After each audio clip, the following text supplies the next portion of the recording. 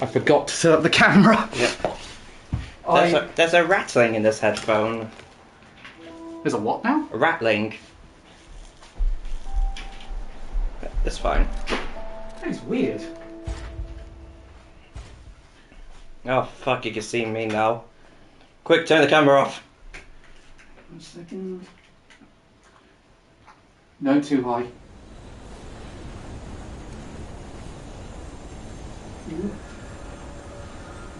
And now you're completely out of shot. There we go. That'll do. How long have we been doing this and we still can't get it right? Let's not bring that up. I got professional and unprofessional tomorrow. Don't remind me. So hey guys, how is it going? Have you missed me? Good, because I fucking haven't. I was in Dublin last week.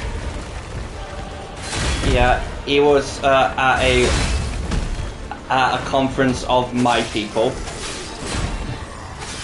I should say, yeah, no, it was a good conference, that one.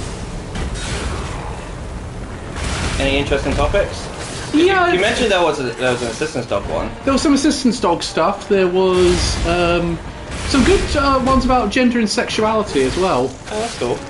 I attended quite a few of those, obviously, because of my race. my interest in turning Axia into more of a safe space.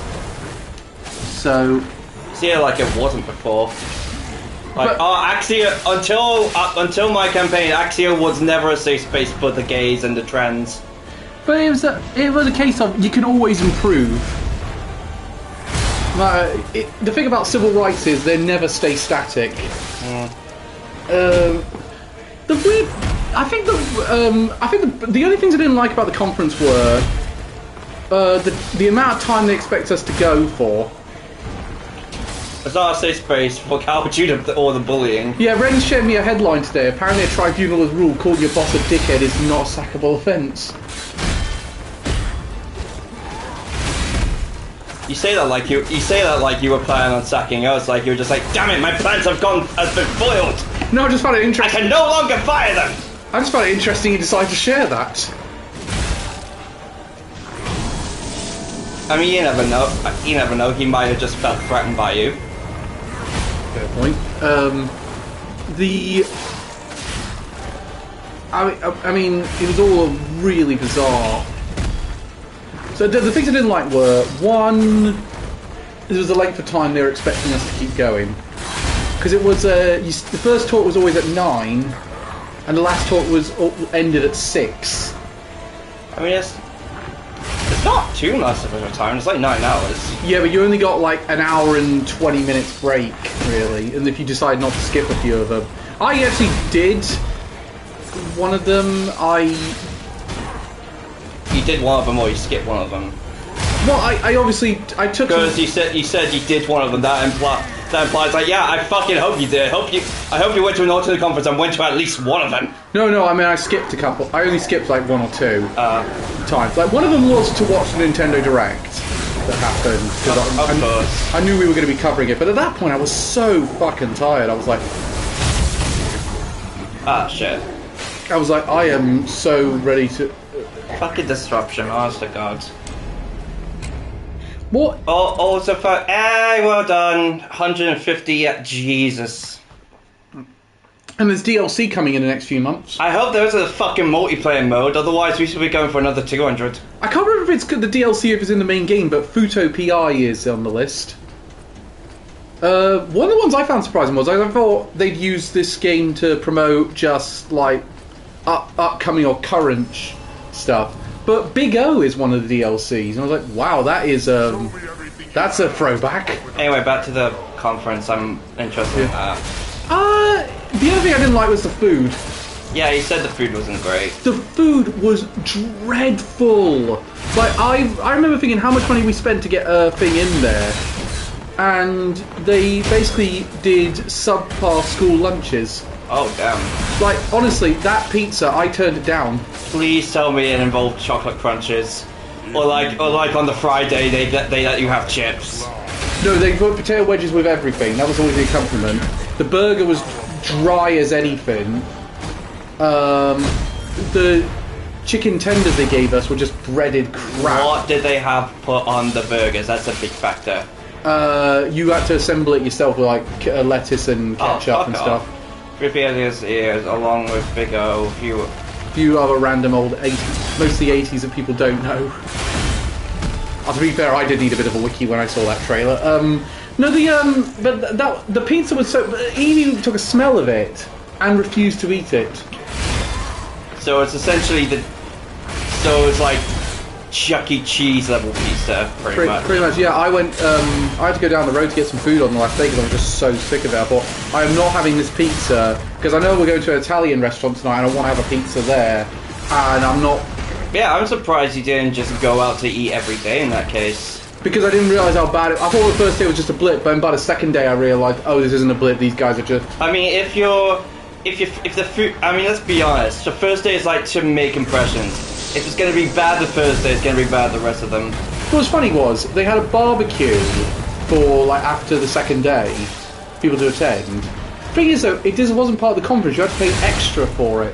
Oh, fuck off! £80 a person for a barbecue. So to get all of us there, all of us in there, we'd have to all 5 of us. We'd have to spend like £400. I'm sorry, that is absurd.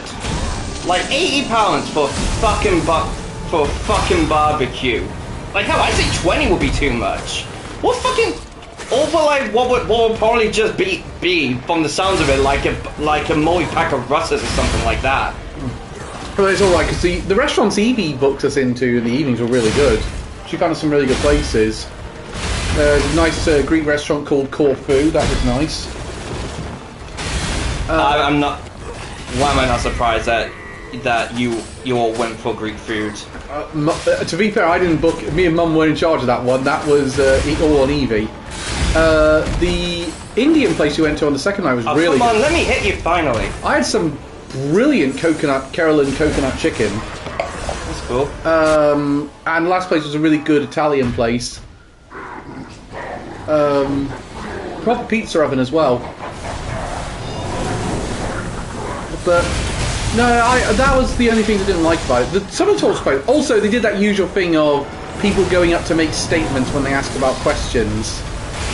Well, that's more audience than speakers' faults. I know it's not the speaker's fault on that one, but I'm amazed. If I was doing the talk, genuinely, I've said if this happened, if I was doing a talk and people did a statement at that point, I would just not respond to them at all. Yeah, let's just hope that the people at the PDSG don't watch it because they like to make statements rather than ask questions sometimes.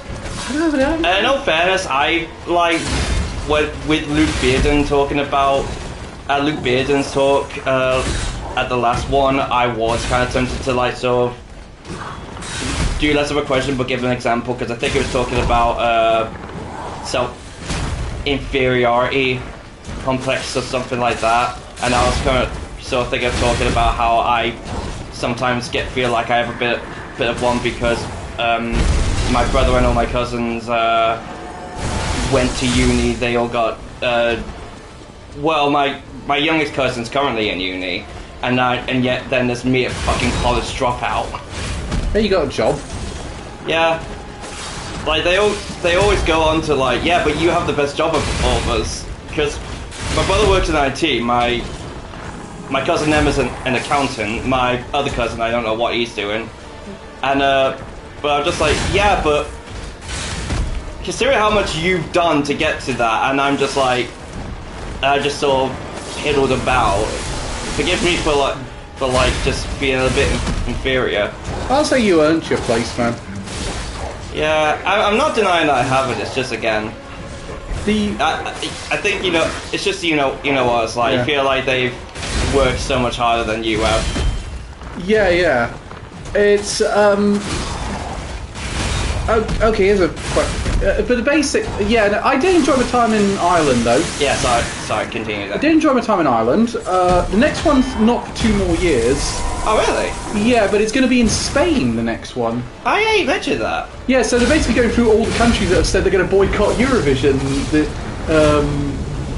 recently. Yeah, a bunch of countries have said they're going to boycott Eurovision if Israel isn't kicked out. So it's looking quite likely they are going to be. Because one of them is Spain. Yeah, I think I haven't seen it, but I saw the thumbnail for it. I think Tank the Tech did a video on how sort of broken Eurovision is. It really has gotten to that stage now. The funny thing is, Reese did some calculations for me about this. And he said if Spain decides to boycott, Spain alone, not counting the other countries that have said they're going to do it, Eurovision would lose 12% of its audience. God damn. That's how much the Spanish like it, and yet they've only won twice. I mean, how many times have we won compared to them, and how obsessed with it are? Three more times. Oh, really? We won 5 times? 5 times, yeah. I thought we would have only won like once at most. No, 5 times. And we've hosted it more times than any other country. In all fairness, I just expect England to suck at everything, because we seem to be that kind of country. No, we got, the last time we won was 1997. Yeah, I was born then. And what was even weirder, it was... Yeah, people can enter as many times as they like due to multiple votes. People can vote as many times as they like due to multiple phones and credit cards. They're very easy to cheat votes. That's what I implied on Twitter. Israel is alleged to have done with the way the voting was last year. Because I remember I was watching it in that Dutch hotel room, which is an odd way to watch Eurovision. And they got to the figure and said 227 points. Like, bull fucking shit. They got that legitimately. Especially considering 10 of those points came from Ireland, one of the most pro-Palestinian countries in Europe. Yeah. There's one way has been suggested to fix this is to have all the votes done via app, because it's harder to sort of multiply those votes, and also you can IP track at that point. Wouldn't totally fix things, but it would improve things a bit. But yeah, the only way to get around it would be if you've verified accounts that can only enter once, but that would violate privacy and data rights. And it's well, actually, it's a good thing as well, because while I was out, it basically all kicked off while I was out there. So I'm keeping an eye while I'm doing this conference. I'm keeping an eye on what the hell's going on here. Well, I mean, how do people usually vote? Is it by phone call, website, email? Phone vote and website are the 2 ways they can vote now. Phone, text, and website are the voting methods. It also didn't help they added a rest of the world voting category for the phone votes. Couldn't they keep an eye on phone numbers, see who's called what more than once? To vote? Well, what they do that. They limit it to 20 votes a number, but then they get around it by getting loads of SIM cards interchangeable to mess about with it. The funny thing is, the way the system works is they do the one where you see all the people talking on the and 12 points goes to and this thing. That's the jury vote that's happening, which is songwriters and record producers from those countries have been selected vote on it, on what they thought were the best songs, all that business, stage production, all that. When they get to the phone vote and they just say this is the total amount these countries got, and they go in the order of whoever was last in the jury vote gets their points first, and whoever was first in the jury vote gets their points last. So this year Austria won the jury vote, so they went last and they needed 100 points to get the win. So if you have 100 points from the public vote, you have won. If not, Israel takes it. And Hey, Martin. I haven't seen you here in a while. I'll tell you though. Calvin's just talking about his autistic special interest. Don't mind him. Yeah, no. As I say, I've said if because of everything that's been happening recently, along with all the previous thing, I'm actually not going to watch next year unless they're kicked out. Oh. Genuinely, I'm not going to watch. Oh, your mum's still likely going to watch, so we'll still hear about it. No, she said she's not going to watch either. Oh, fucking hell. Yeah, no. Loads of people have said we're done. Because it's pointless to watch now. It is so pointless with the relentless cheating that happens. Azerbaijan say they're going to go if Israel's kicked out. Good, you've been caught cheating as well. Why did the song Been Caught Stealing by Jane's Addiction just came in my head? I've been caught cheating once when I was 5. No, yeah, in fact, Azerbaijan's only win probably was cheating. I refuse to believe that song got that much vote from the public, considering how fucking boring it was. God, that is...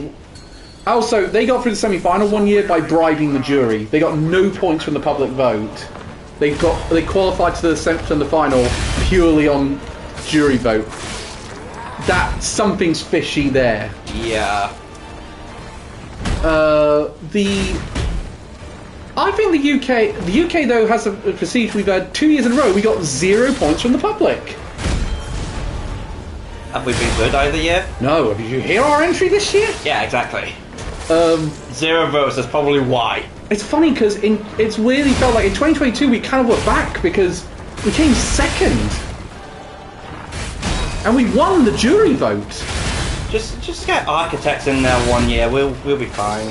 Why do they always pick poppy stuff? Pick like some metalcore shit. Hungary tried that in 2018, didn't work out for them. Yeah, well, people have bad taste clearly. The last time was look. They shouldn't do what the public wants. They should just do what I want. Do you remember Lord the Lost did it in 2023? And they came last. I mean, they played at Vakken that year, so clearly they won. The big one that year. Overall, they won in life. I mean, second place was Finland, but he was the most successful afterwards from it, and he won the public vote. And he actually appeared on the recent Lord the Lost single. Huh. Kaja is on that single. That's on Graveyard, which is one of my favourite songs of the year so far. Something I found kind of funny. I learned about is that a couple weeks ago, Electric Callboy released a new single, and it's a cover of Sum 41 Still Waiting. It's great, isn't it? It's fucking fun. I just found it fucking funny. Like they do a cover from the metal era as well, because normally when people talk about Sum 41, it's always like the pop punk era. Yeah, like, which is shocking, because personally, I'm much more of a fan of like their metal era. I still think their first album, All Killer, No Filler, that album is fantastic. My favourite album by them is Screaming Bloody Murder. Screaming Bloody Murder is very good. That's probably mostly because that's the first one by them I listened to. I'll move it a bit closer so you're not stretching as much. By the way, what do you think of the new sofa so far? Well, as I said, it's higher than the last one. Yeah. You hear that, folks? Calvin's gotten me high. We're banning. Oh god, I am. I tell you what, I'd gone for a digital copy for Octopath Traveler 0. Yeah. Because it turns out the physical version for Switch 2 is a digital keycard. Ah. Like, that game's they've got to start changing. That's the thing though, with Square Enix. Like, Square Enix are clearly doing things really cheaply. The thing is, because say they have like a launch title that was keycarding despite Bravely Default, despite that being only like a few gig. And I think Octopath Traveler 0 is actually lower. But the thing is, it's because those keycards are those cartridges are 64 gigabytes only, so they just cost so much, and the companies are just saying we don't want to spend the money on this. So apparently the company that's doing it is apparently looking into making lower storage space ones, because it's got to be hurting Nintendo. All I can say is I'm glad I also got physical versions for Metroid Prime 4 and Hyrule Warriors coming. I'm just gonna get digital versions of them. You know, there's a lot of space on those. If I can get physical ones, I probably will, or Switch games. But with others, yeah, I'm just gonna get digital versions. Like, I'm just gonna get digital version of Ghost of Yotei, for example. Do you know what I find bizarre as well? Borderlands 4 is not out on Switch and Switch 2 yet. Yeah. I don't have the room. That's the main problem. I don't have the room where I currently am, and I'm not gonna have the room once I have my annex. Yeah. I would stick with physical if I can. Aside from PC, obviously, because there's because there's essentially very few ways to play physical on PC now, unless you get a gaming PC with a disk drive installed. Hyrule Warriors, that's going to be 44 gigabytes, and Metroid Prime 4 is 31 gigabytes. These are the Switch 2 versions, by the way. It makes me wonder though, with Hyrule Warriors, How much content is actually going to be in that game? 'Cause that's a beefy file size for a Nintendo game. I'd say at least the same as Age of Calamity. You'd hope so, wouldn't you? Especially considering this time they are doing a canon story.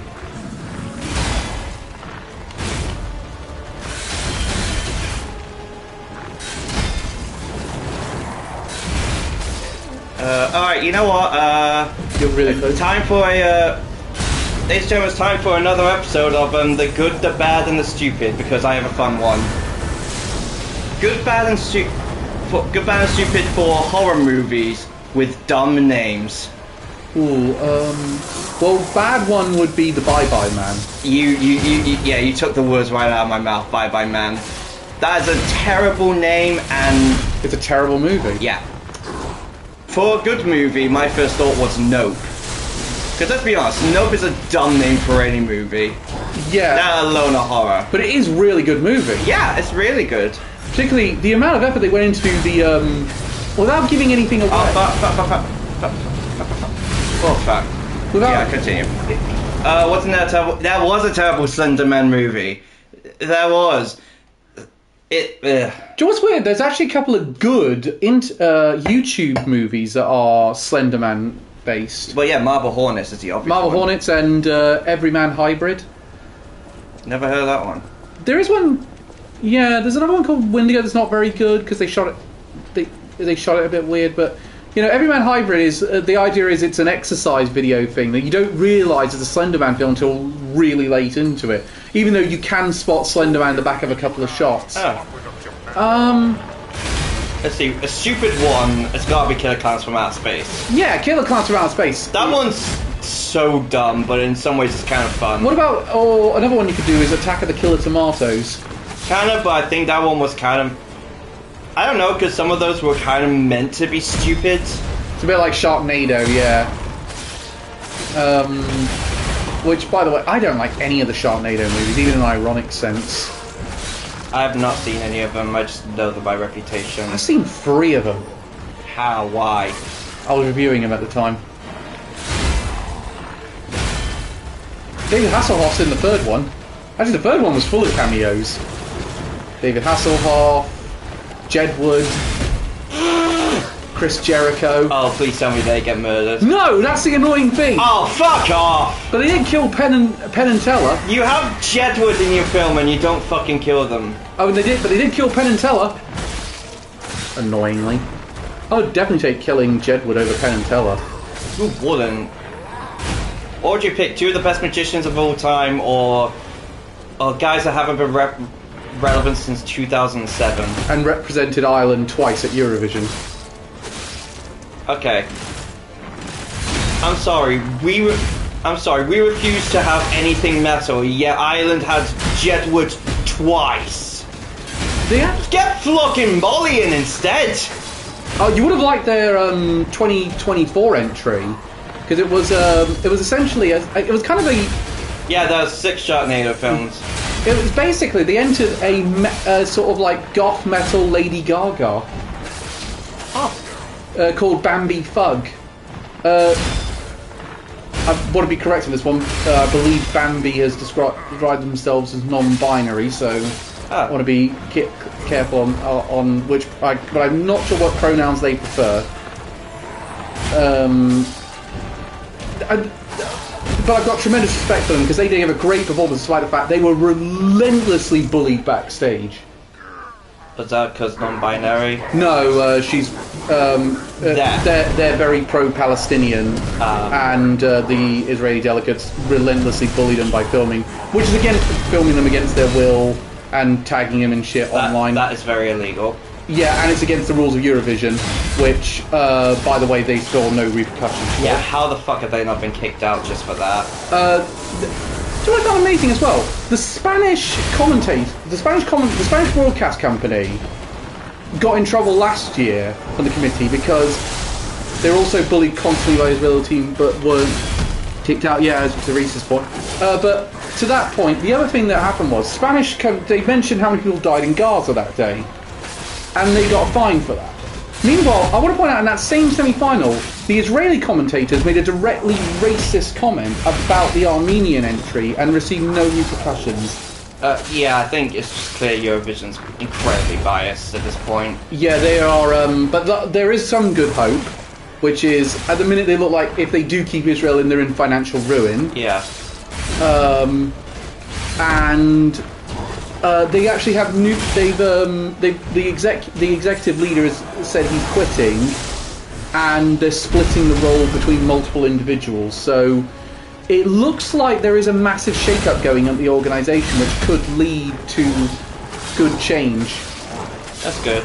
So it's all good. The decision's going to be made in December over what's going to happen with Israel, but I feel like there's only one country that said they're definitely going to go. The one other country that was looking like they might have gone if Israel stayed in. If Israel kicked out, looks like they've now backed off from that and have actually said, no, we're not saying we're going to go. We're going to respect the final decision.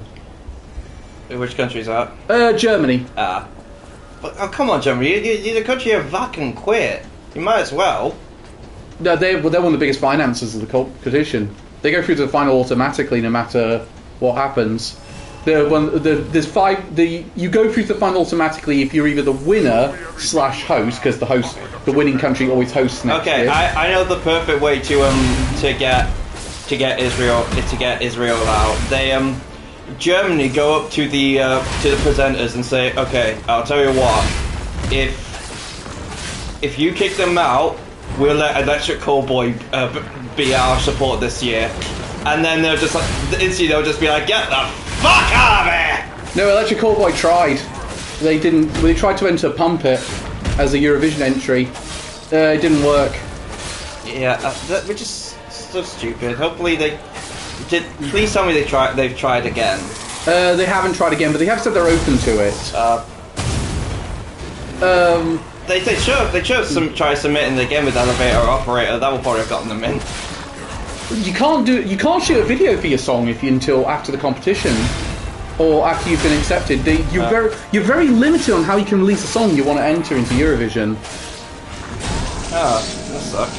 Do you ever wonder why Pumpit took ages to get a video? That was why. They weren't able to do it until they were definitely sure they weren't going.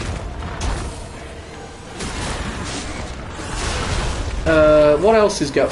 But I know Santiano tried as well. They tried to be the German entry at one point.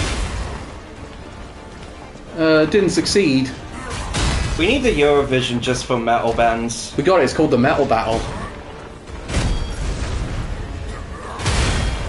Yeah, but I mean like a big one, like a televised one. It's rather telling that only one metal band has won Eurovision. Yeah, and it's Lordig. Yeah.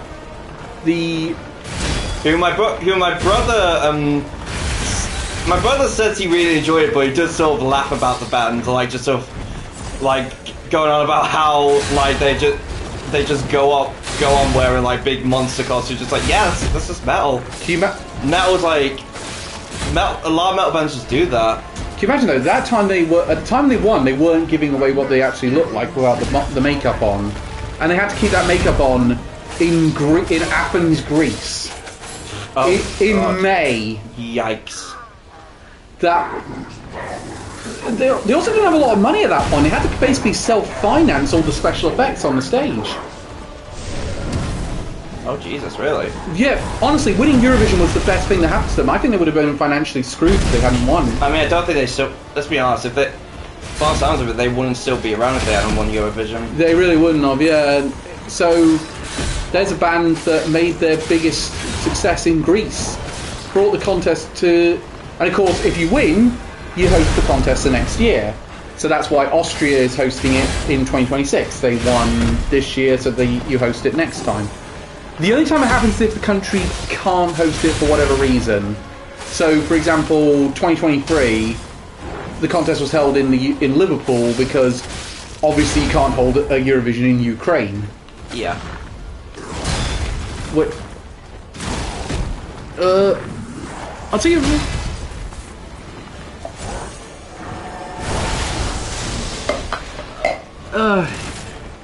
Yeah, no. I played it. We had it.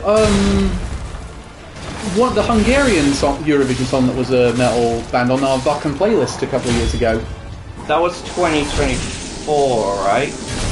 Yes, yeah, because it was Vislas Na. Yeah, that's it. It's a shame hearing that now because the singer's dead. Oh, is he? Yeah. Oh, also, saying now, rest in peace, Thomas Lee, singer of At the Gates. Thank you for giving us, in my opinion, the best form of death metal. Yeah, I saw At the Gates once on 70k. They were really good. I've never seen them, but you know what? Slaughter of the Soul is like a fucking awesome album. One of the best. I can say a lot of things. Like I saw Ron. You know, worst show at 70k. Sorry. Worst show at 70k you've seen. Worst show at 70k. Because we've gone on about worst shows you've seen, but not like specific festivals. Oh, okay. What were some really bad shows on 70k? Devin Townsend had one year where he didn't have access to a lot of his special effects, and that was a pretty bad one. That sucks. They had a bit. Because I know I haven't heard much of Devin Townsend, but I know he's like really good.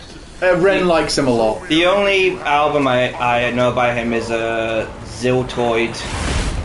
If you know that one. Yeah, I know Ziltoid. That's a funny one. I would also best show on 70k. It's either the Fire Trance one that we went to on the first night. Oh, Fire Trance is amazing. Or the Trollfest show I went to that day. A few years ago, back into it. I think I can't remember which year it was. I think I first heard of Trollfest because I was watching YS Metal's 70k videos and one of his, and they were playing that year. They tried to represent them. That's back to Eurovision. Trollfest tried to be Norway's entry into Eurovision. Oh come on! Who wouldn't want Pink Flamingos at Eurovision? Who wouldn't want them to do a fucking conga line at Eurovision? That would be amazing. It was called Dance Like a Pink Flamingo. It was Dance Like a Pink Flamingo was the song they tried to enter. Oh come on! Do you know what's weird? It lost to another comedy song. Which one? It was called. It was by a group called Subwoofer, who are like a sort of. There's basically yellow wolves from outer space, and they did a song called "Give That Wolf a Banana." I'll play it for you afterwards. It does sound kind of funny, actually. It was one of the funniest entries that year. There was a rumor going around that the guys under the wolf masks were Ylvis, which are the... Yeah, I know Ylvis. They did What the Fox say. Yeah, there was a rumour... Ting, ting, ting, ting, ting, ting. Yeah, there was a rumour that it was those guys that were behind it, but I've not seen any corroborating evidence that is the case. I will say, though, I can get why. They do sound a lot like the guys in Subwoofer.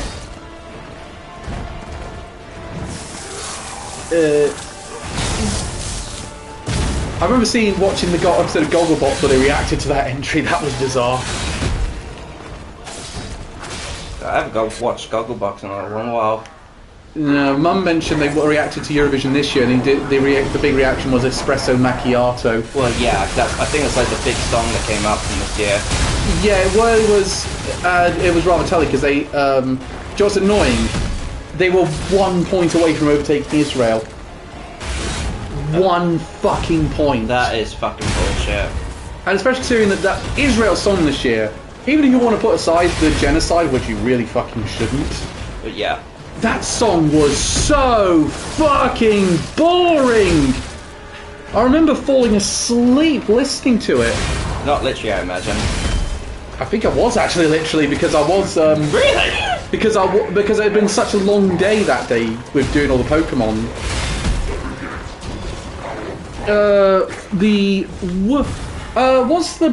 What was your best show on 70k the one time you've been on? Fire Swans. Yeah. Fire Swans were fucking amazing. Followed by, I'd say, Nightwish. Nightwish was a great show. Because specifically the one where we were watching them in the hot tub. That was good work doing. Because that was just... it's one of the few times that I've gotten into trouble for something but I really didn't care. Like when people were lifting like when they were lifting each other up in the hot tub and dropping each other. That was just fucking fun. Like I was just thinking, we got in trouble and I'll fucking do it again. Yeah, the. Oh, hang on a second. Oh, you're doing well here. I'm doing all right. Don't miss your chance. Fuck. I missed it. I got greedy.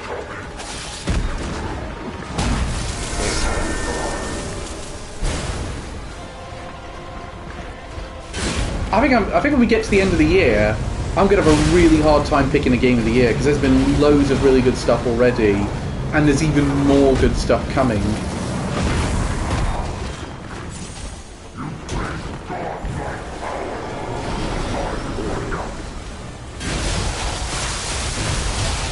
So I can't wait to see you do DLC in this, considering we've been doing this for nearly 4 months and I haven't even gotten to that point yet. And it's also because I really want to see how if you're going to pick this for best DLC. In all fairness, I can't really think of any DLC I played. Yeah, actually, come to think of it, I don't think I've played anything significant DLC. Been playing a bit of the Donkey Kong one. It's alright, but you get done with it way too quickly. Yeah, I think Reese shared something saying that you could beat it in like an hour. I think it's more telling I haven't. Speaking of which, how long have I got on the timer? Oh, only 15 minutes. That's fine. I watch you leave and I beat him first time. I've only just got to chuck some courgettes in the thing.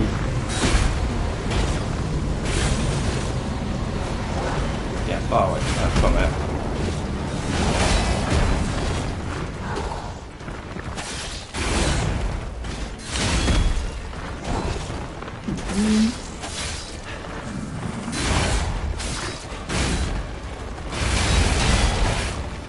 Yeah, no, and that's do everything to get the best rank from, and that's do everything and get the best rank from Fresh in Emerald minigame. Oh god. So, yeah, Nintendo's been like that for a lot of their games this year, or DLC at least. Like a lot of people were really disappointed with Super Mario Jamboree DLC, or Mario Party Jamboree's DLC. Yeah, that really felt like they just went to the Mario Party people and said, can you make us a bunch of new mini-games in time for the Switch 2 coming out? Like, yeah, it's cool that some people got to work on that, and I bet you the people who were coming up with the ideas must have loved doing it, but it's just not worth the price you get. Yeah. Some bits of it. It's also the fact they didn't give a resolution bump to the base game. It's only for the new stuff. Yeah, that is something that I've heard, and I just thought that is especially bullshit.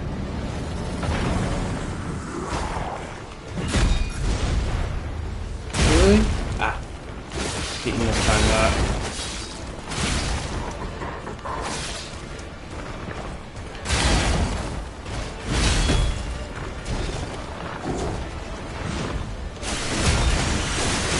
There we go. Oh my god. Alright. Oh, we are really close now. Oh, I'm just getting it. Oh, fuck. Wrong. Run. No, I was saying I swapped to the wrong weapon.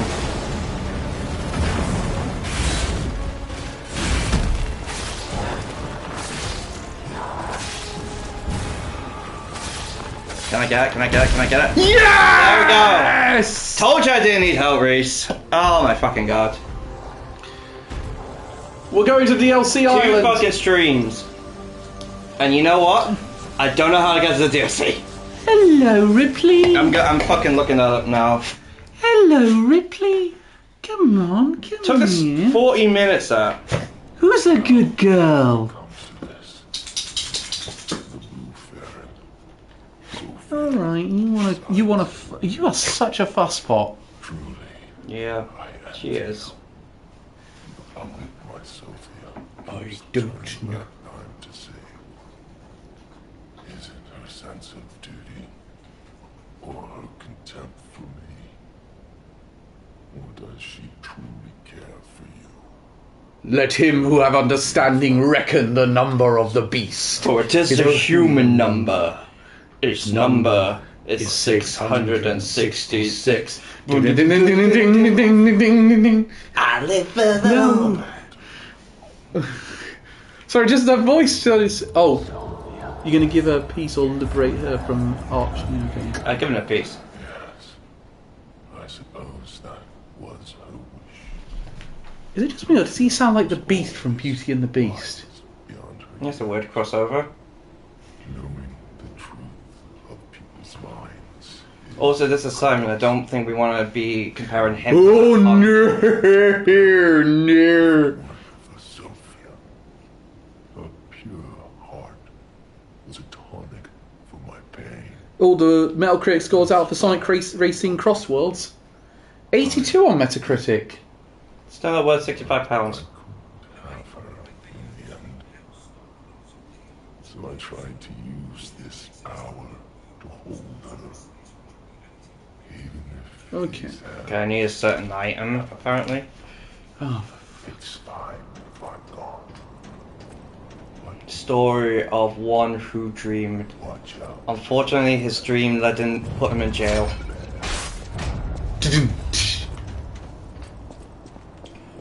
The hand of God hovering above.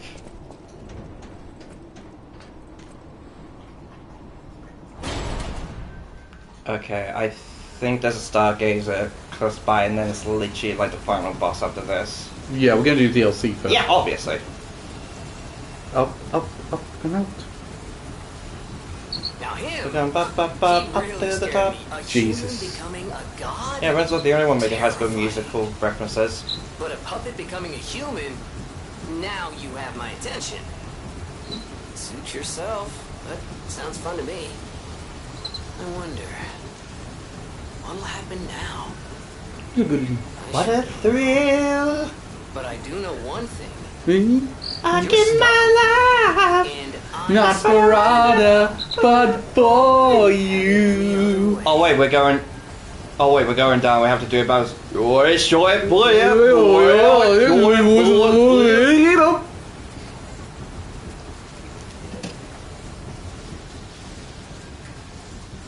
Long and swift. Oh my god, this really is a snake eater. I have got to that. I remember getting to that moment in the remake. Yeah, that is literally the final boss area. That's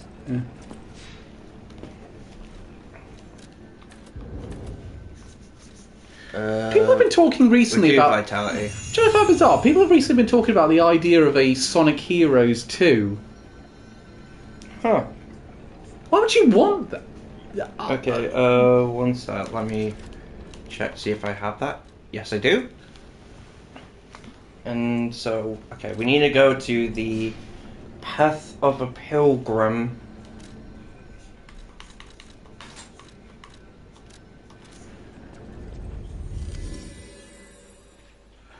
So This guy's voice, Pilgrim Stargazer. You're not Gazer, we have to go to the Pilgrims. well, you could control 6 characters at a time. Well, compared to 3. who would they be though? Sonic, Tails, Knuckles, Amy, that one custom character from Sonic Forces. Oh, new cutscene.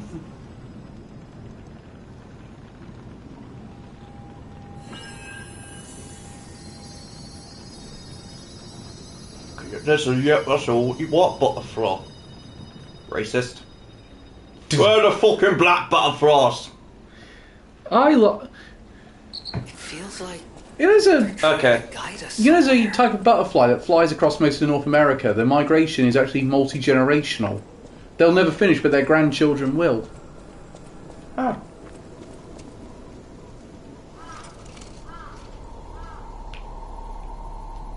They never finished, but the grandchildren will.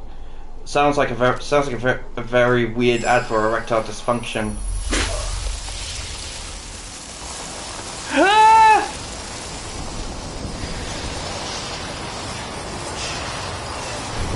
Or like a really weird, or like a really weird, or like that one the X-rated version of that one Back to the Future line, I guess you'll never finish, but your grandchildren will. So here's a... Alright, yeah, that was easy. Yeah. I think it'd be kind of cryptic like a lot of Souls DLC is. Nah, That's pretty. that was easy. No, but here's the thing. Would you want a Sonic Heroes 2? Because... If I'm being frank, I wasn't a big fan of the first game. Neither was I, Wakey. to be honest. Oh, come on, pal, get up. I'm just gonna say that it's a good thing Ren doesn't watch this, otherwise he'll be hunting us down for blasphemy. The thing is, I like Sonic Heroes, but I don't love it. Like, I know you mentioned you think the adventure games haven't aged well. They really have not. I think Heroes has aged even worse. Oh god, it's a painted world of Arian Dell. Look out, everyone! We're gonna be fighting a nun with a scythe and without shoes. Have any of the 3D Sonics actually aged that well, to be honest, though, if, in your opinion? Because I think a couple of them have. What range are we talking? So, like, you don't think the adventure games have aged well. You don't. No. Heroes hasn't aged well. I think it's aged all right. It's just not great. Sonic. What's next? It was Sonic 06 really hasn't aged well. To imply it aged well implies it was good to begin with. Or for some characters of continuous but okay. Oh, you've got having to mod it now on PC to make it good. Yeah. It's an. Sonic Unleashed. That one's not great. I think the daytime levels have actually aged. Yeah, I remember how to get to Artorias Dark Souls 1. So cryptic needs. Yeah, that was really cryptic. I mean, honestly, I would say that getting to the DLC in Elden Ring will probably be. Getting the DLC in Bloodborne actually, that was a bit cryptic. Having to find a specific amygdala in a specific area to get there. Especially considering you've paid money for it. You paid extra. You should just get access to it.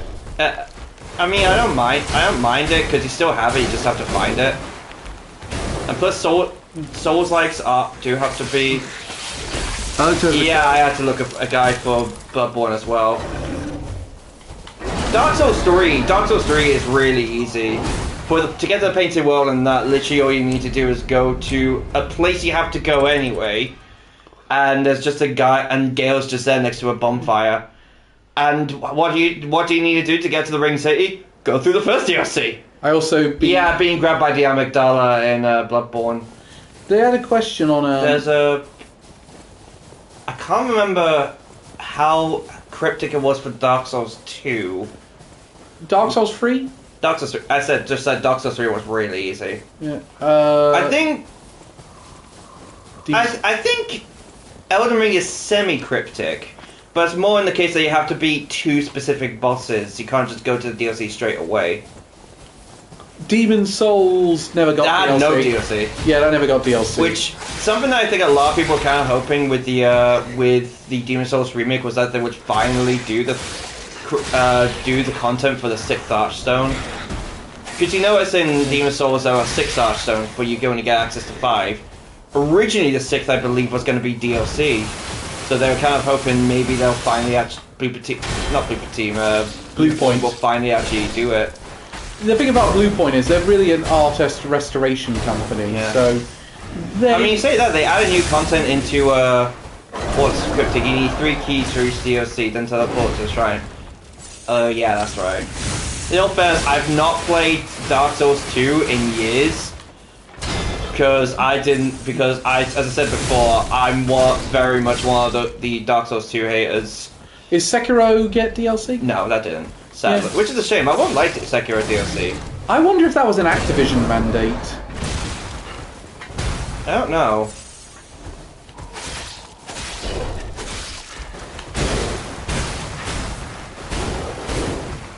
Oh god, this guy's fucking tough. Oh, tell me he's one of those bosses, those mini things that when you beat them they don't come back.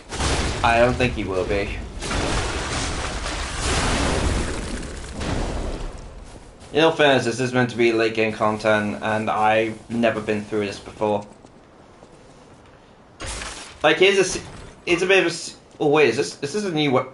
Are we getting a new weapon? Oh no, it's just clothing. I was got a bit excited for a second, thinking we were already getting new weapons. Wait, custom. There we go.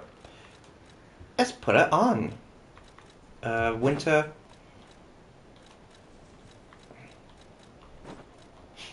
In Mother Russia. Puppet. Man, puppet, you. Not you, the puppet. God, this is now reminding me of that. Hello, IMP. I like slaughter to prevail. I like it is reminding me of that Anastasia animated movie. The one with Darker the Night in? Yeah. Yeah. The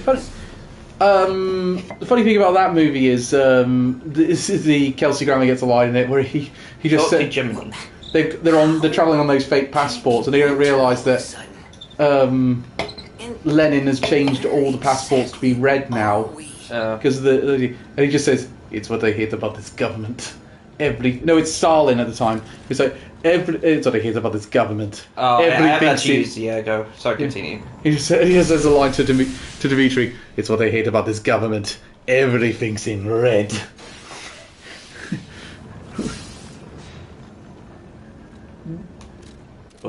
I mean, it is. Oh, switch timeline. Ooh, switch timeline. What's that? Ah, okay, I see. Right, okay. We have gone to the past to play some shitty games to suck ass. I was just about to say it.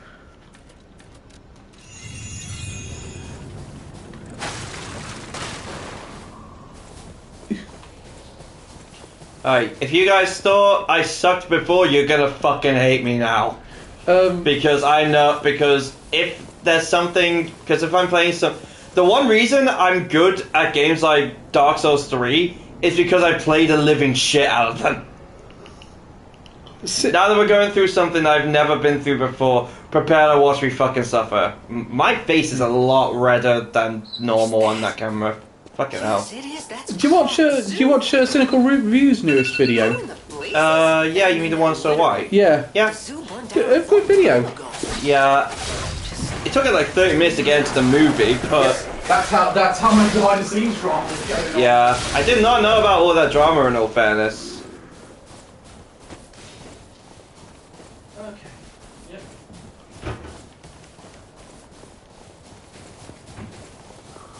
Hopefully this place has some quartz. I still really want to get that last pulse cell.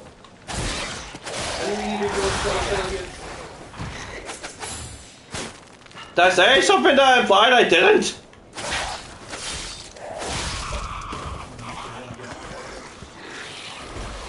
Believe in yourself. No, thanks. I'm gonna doubt myself now just to piss you off.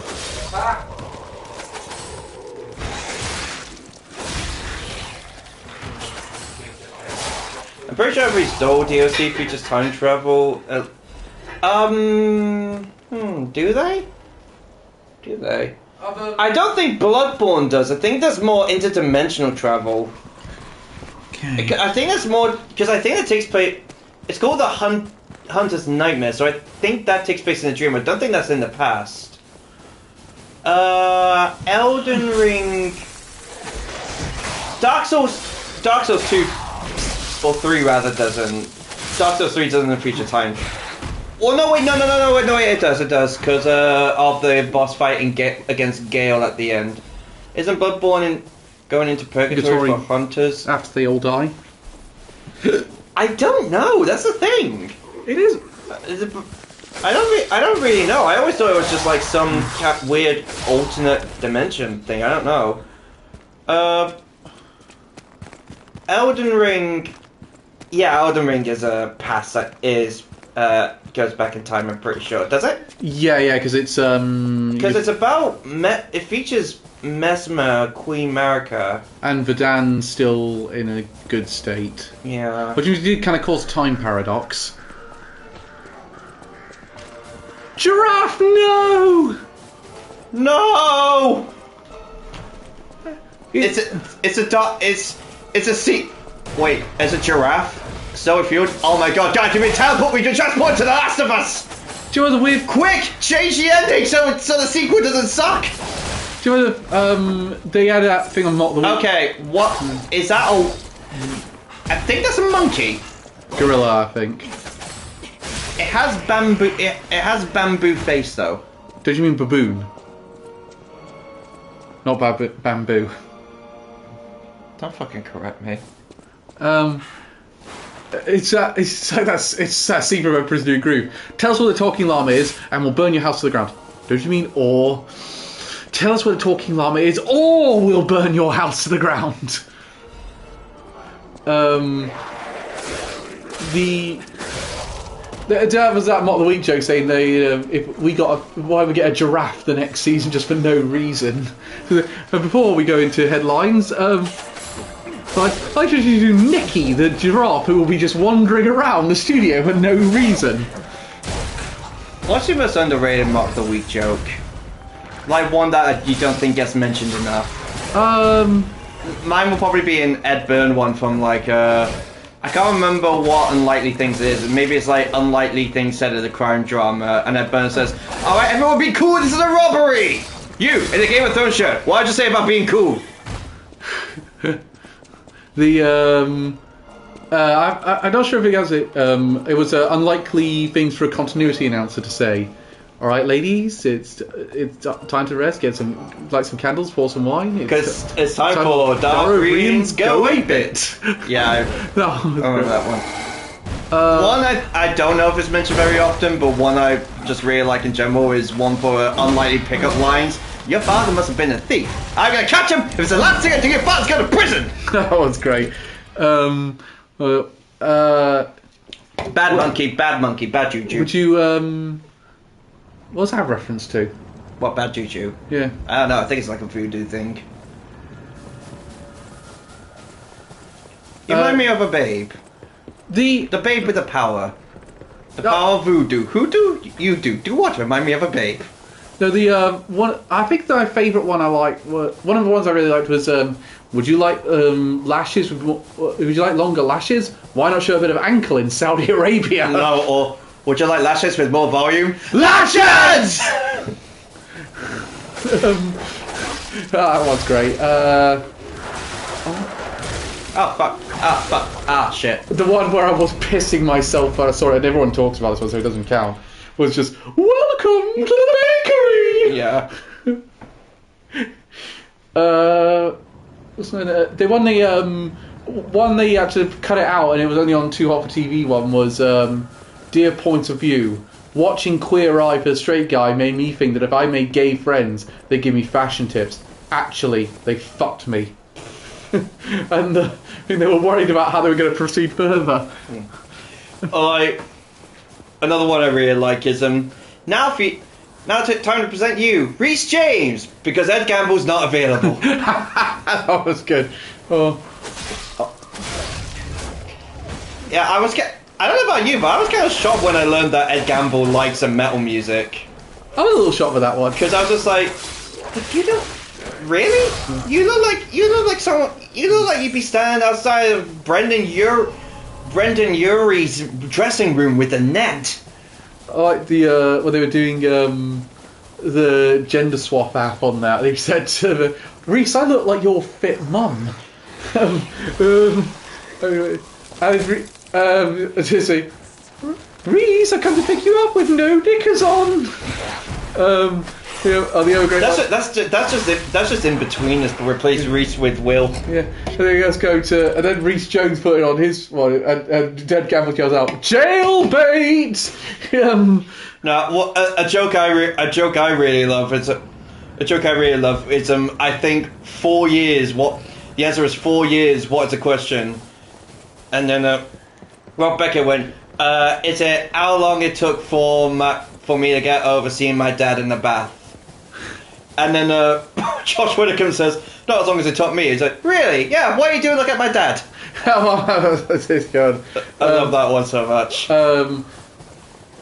Is this the answer? What is the question? Serious, risky, and heroic. Is it what terms do I use to describe my genitals?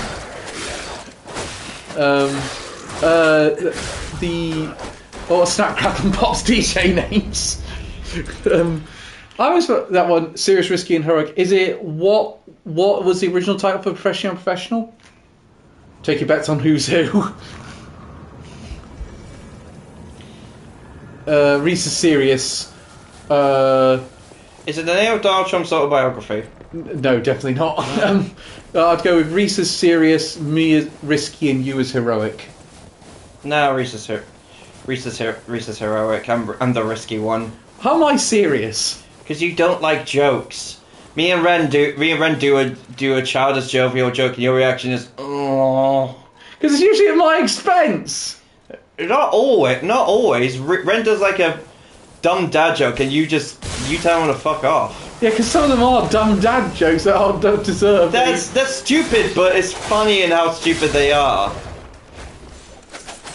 I think there's an item about the Hadron Collider in Switzerland on that show, and they were doing about the people say, well, it's gonna be that black hole that goes very slowly, and one day we'll just look back and Russell will be swallowed by the jaws of infinity. So, my God, I hope we have the cameras rolling, just hammering his fingers as he's clinging on. Go proudly. There'll be more space on scenes we'd like to see. It's a shame that show's been cancelled. Yeah, I mean, I think their words were just music becomes such a joke in the word itself has just become such a joke, it's not funny to make fun of it anymore. Don't stop, have I got news for you? Although that one actually, they actually some of them can be quite scathing to the guests on that one. Ian Hislop is known for putting people on the spot.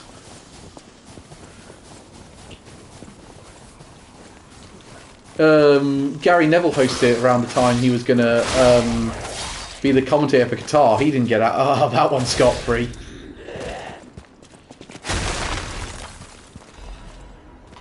Oh, hell yeah. No, I think I've already got my weapons fully upgraded. That'll help for the next weapon I get. Because I am going to try and get and use some DLC weapons. That's a good idea.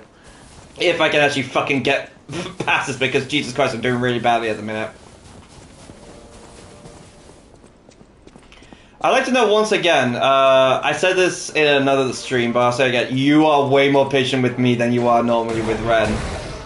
Like, I'm exploring, I'm dying a lot, you're just like, it's okay, take your time, meanwhile with Ren is, you fucking donkey! What the fuck is wrong with you? Actually do it right!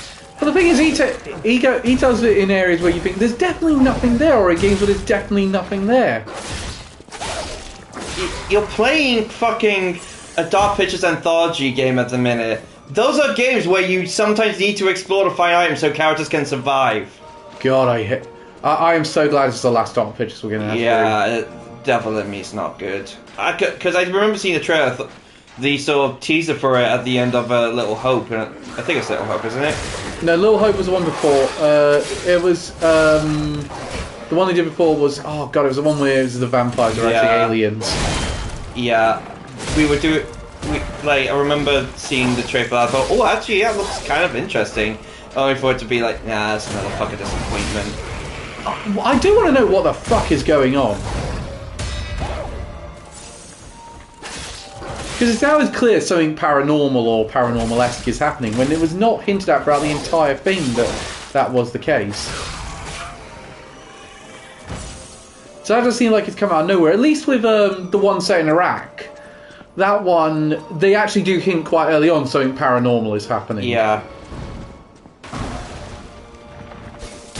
It's weird, I think by the end of it, that might be the best story of all the Dark Pictures anthology ones.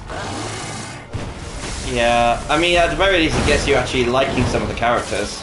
Little Hope is alright, but it is a bit cryptic about what the fuck is happening. The main thing I just remember is that one of the characters in it looking a lot like Josh Lee Kwai from Game Nights. Oh yes, he does! Well, considering my playthrough, it was only 3 Mace Stand. I think it was fair considering... Hey, you covered one, it's only 2. I think it's fair since Ren lost one of his characters, you get to kill one of mine. Yeah.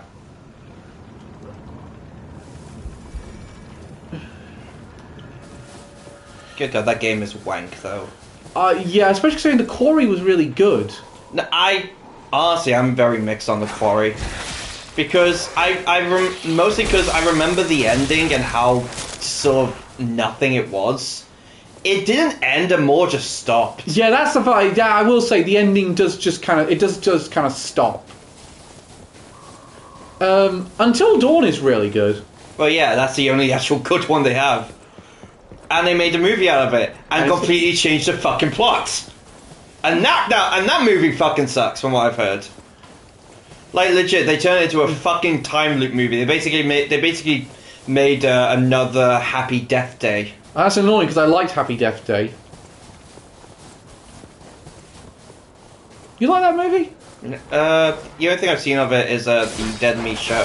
Is Dead Meat's video on it, and I honestly wasn't that enamored by the concept, just of the idea of, oh, you're gonna die, but it's fine, you'll be back again. It kind of like, yeah, there's a threat of death, but I was admit they took a bit too long to introduce consequences for the various deaths. yeah.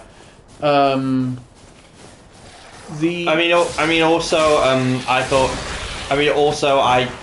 have a bit of a vendetta against that film because it came out while I was in college, and one of the films that came out that same year was Blade Runner 2049, which still fucking amazing film. Oh, brilliant movie. And I knew someone who went to see both of them, and they said they preferred Happy Death Day and just said, oh, well, Blade Runner was long and boring. I was just like, you fuck off. I was about to say, did you watch the first movie? You probably didn't, in all fairness. The first Blade Runner is a long movie. It is, yeah. It's really good movie, but I mean, you can tell there's a reason why it inspires so many other sci-fi movies. well, one of the funny things is, you know how you get YouTubers doing the My Unpopular Opinions videos? Yeah. Mitch Ben did one of his, and he said his favourite version of Blade Runner is the theatrical cut that doesn't have the whole "is Deckard a replicant?" Oh. Subplot. Even longer we see the 50 different versions. Yeah, like I remember a few years ago we got the final director's cut. Who thinks this is actually going to be the final director's cut? knowing Ridley Scott, that could or could not be true. But the thing about it is, I'm kind of with him on that one. I don't like the idea of Deckard being a replicant. It doesn't really make much sense when you really think about it. It's not like it was a plot point from the book they had to put in. Yeah, it wasn't in the book. No. Actually, you know what? But I don't think I ever asked you. What's your favorite sci-fi movie? Do you think? John Carpenter's The Thing. That's a good one, in all fairness. It is. It's because it's all about the idea. Because they basically said if alien. It's the one thing that most scientists will tell us, which is if alien life we do discover alien life, it's not going to look the way we think it's going to look, because we all imagine that they've evolved very similar to us. Oh, Reese's Pacific Rim. Good choice. My favourite's Alien. The first Alien. So we've all picked. The first Alien's just such a fucking good movie. Like the Xenomorph is, it's Del Toro Mecha. Yeah, like Alien. Just the Xenomorph is like probably my favourite alien design ever. I love how suspenseful it can get at times. I just think the first Alien. And like considering the fact that was done in 1970 before like a sort of the slasher boom of the 80s, I just think that was done incredibly well. And we don't talk about Pacific Rim Uprising. I went to see that in cinemas. That was crap. Yeah. I'll tell you right now though, I find funny that we both pick horror movies as well. Except for Fits. Yeah, both me and you know what I mean. Yeah, no. The funny thing about it is, for me, is Alien is a really good concept, but it's very interesting that Ridley went on to do Blade Runner after that. I think he did Blade Runner after Alien because he did 2049. I don't remember if he did the first one or not. No way, it wasn't 2049 he did. I think he produced that. No, he produced it. Denis Villeneuve directed. Yeah, who went on to do Dune.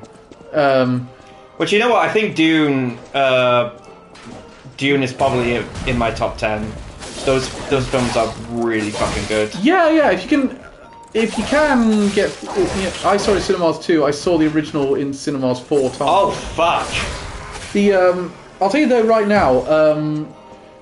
With the thing about Ridley, and he did a really good job with Alien, and then he goes on to do the first Blade Runner was his first American shoot, and Shitting hell. he actually famously the crew and he didn't get along with the crew very well. Oh. Yeah, there was a Really? bit. Yeah, no, Blade Runner was actually a famously problematic shoot. Oh wow. It's actually kind of Blade Runner is the perfect example of a problematic shoot does not necessarily mean a bad movie because it's a very and they actually had the thing known as the T-shirt wars. I mean, another great example of a problematic shoe with...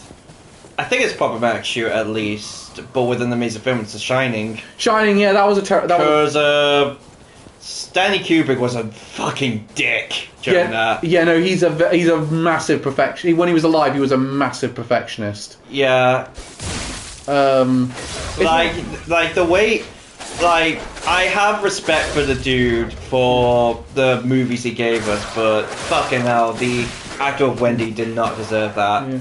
No, in the Blade Runner, the crew eventually wore shirts saying... There was a thing known as the T-shirt wars. The crew started wearing shirts saying, "Yes, Governor, my ass."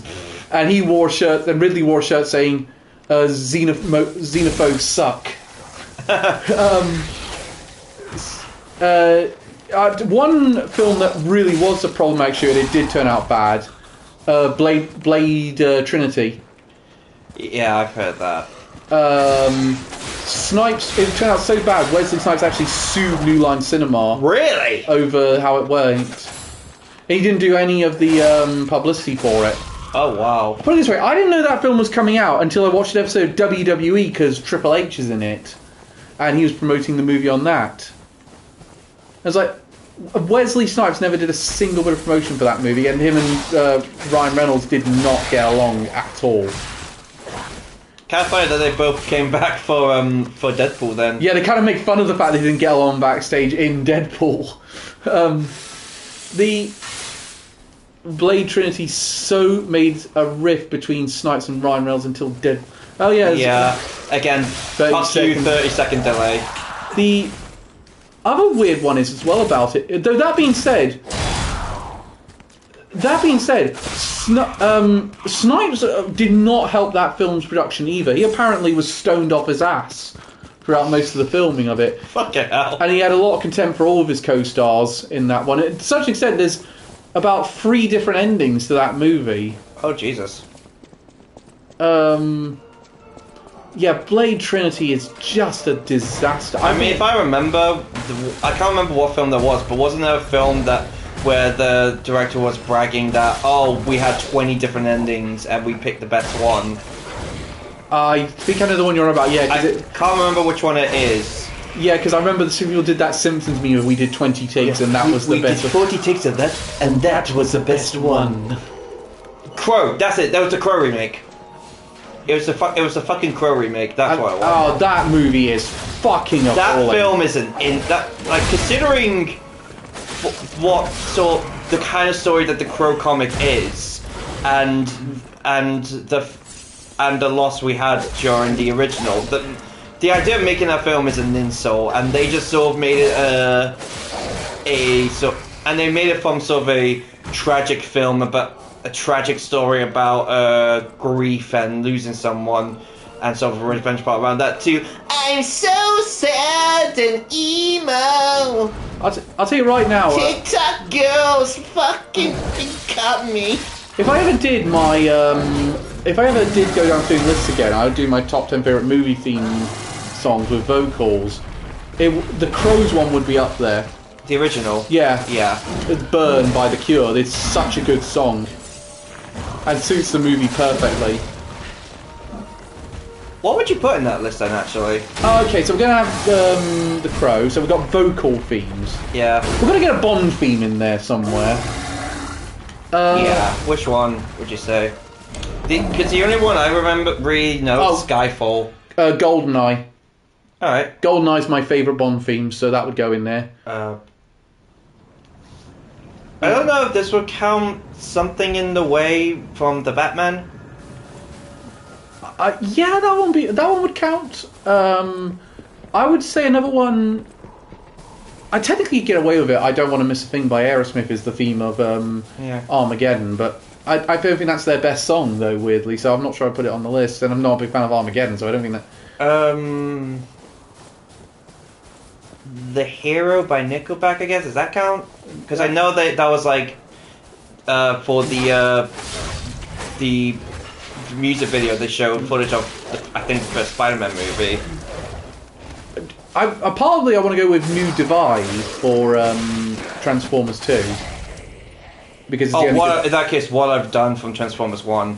That technically doesn't count because that wasn't written for the movie. Fuck. It's got to be in some way deliberately linked. Oh, absolutely. One I've just thought of is the perfect choice. The Power of Love from Back to the Future. Oh yeah.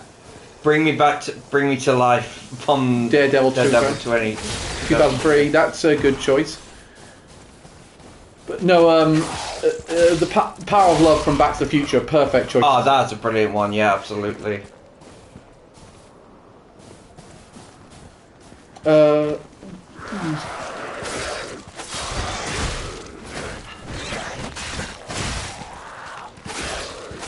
The funny. I'm trying to think if there's any other good choices. Yeah, there's not that many you can really think of.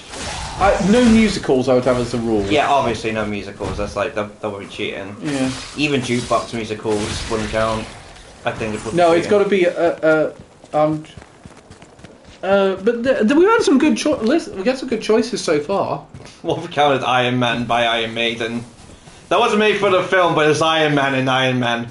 You technically could do Shoot to Thrill because they did do a new video for that for Iron Man 2. Well, actually, in that case, Work of Art by Iceland Kills, because that song was made in collab with Terrifier 3. Yeah, that's a fucking banger song. Like that has some of Spencer's best screams in that, in my opinion. Do you know one of the band's best breakdowns? I know what my favourite Bond theme is. It's Goldeneye. Mm. My least favourite Bond theme is also very easy. Spectre? No, it's no. I actually quite like Spectre. No, it's. I wasn't big on it, but that's mostly because it was Sam Smith. And I don't really like him. I actually think I think that's one of Sam Smith's better songs. Honestly, that one. Not really saying much. The one I really don't like is Die Another Day. That was one Madonna did. Right. And, well, it's fucking Madonna. Yeah, but even by her standards, this was particularly bad.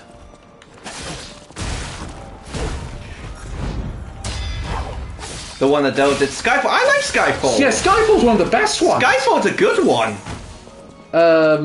Not a huge fan of. Just weird. Aha did a Bond theme. Really? You know, Take On Me. Those guys. Yeah, I know. They did one. They did it for the Living Daylights. There's a reason you've never heard that Bond theme. It's the only one. It's one of the only ones Timothy Dalton did, aka the bad guy from Hot Fuzz. Which one? Do you have any idea how little that narrows it down? The supermarket owner. Oh, him. Yeah, he's a former Bond actor.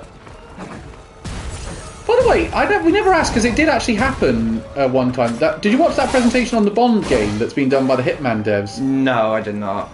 Honestly, it looked. Nah, High Show got me through with my hearing. Yeah. I'll go through with you. Yeah. I mean, actually, I guess I like it. The Bond. Yeah, but honestly, it looks genuinely really good.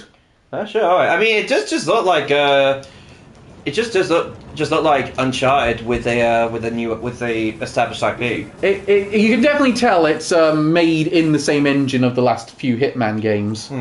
Because the one thing I do like about it, though, is you can't just indiscriminately kill people. You have to you can't kill people until it comes up on screen. License to kill.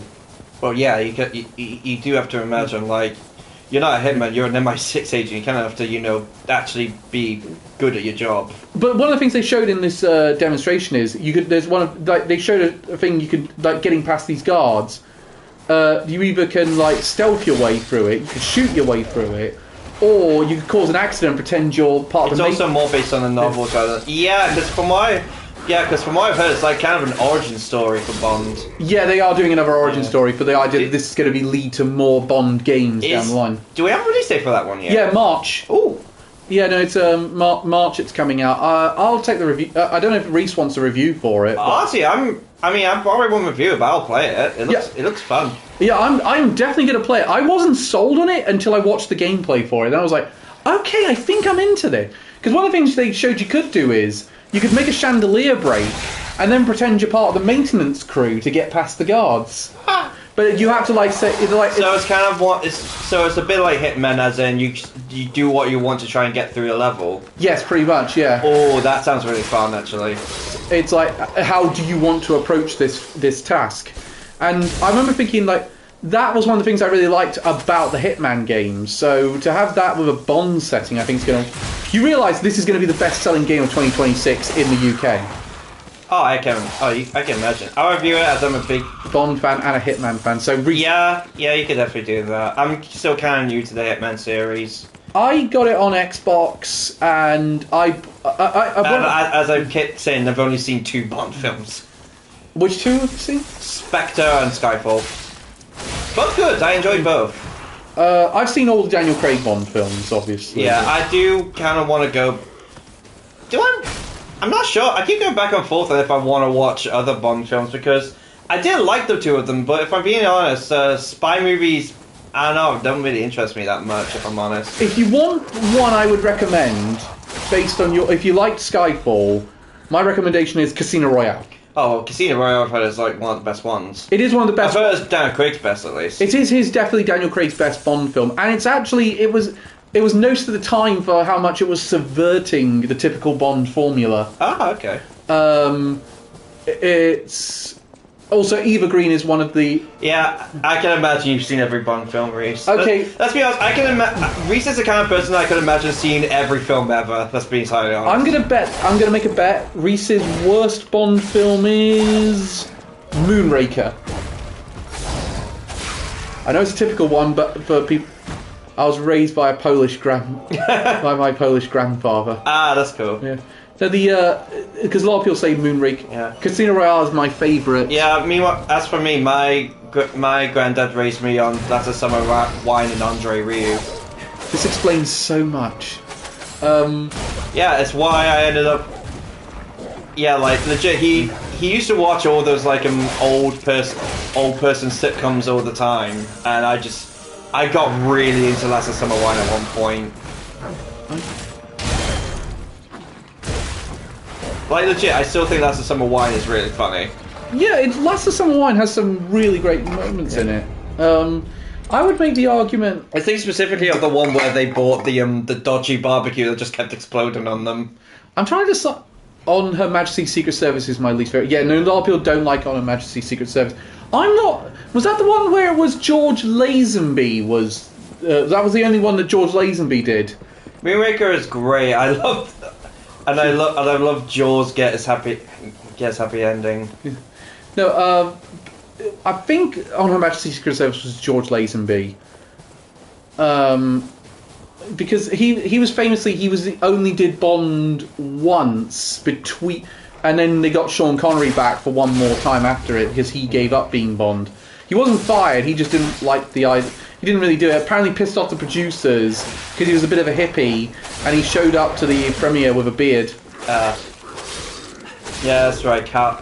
It's his only film. Yeah, but the weird thing is people are a bit revisionist with that film because they keep saying On Her Majesty's Secret Service would be a really good Bond film if it wasn't for George Lazenby. I'm like, I've watched that movie. I'm like, no, George Lazenby's fine in the role of Bond.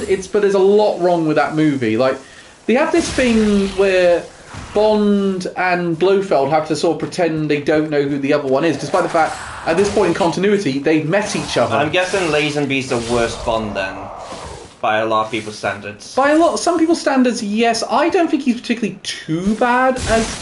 It's really the only acting job he'd had prior to being Bond was he was in a chocolate advert. Really? Yeah, no, he was so. But they really liked his looks, so they hired him on the spot. And what a great choice that was, apparently. Yeah, no. Then Connery does one more, and they get Roger Moore in. Paul Merton mentioned a funny story about when he met Roger Moore. He said the first thing he said, he hadn't really met him properly, and the first thing that Roger said to him was, "I can hear fuck all in this ear."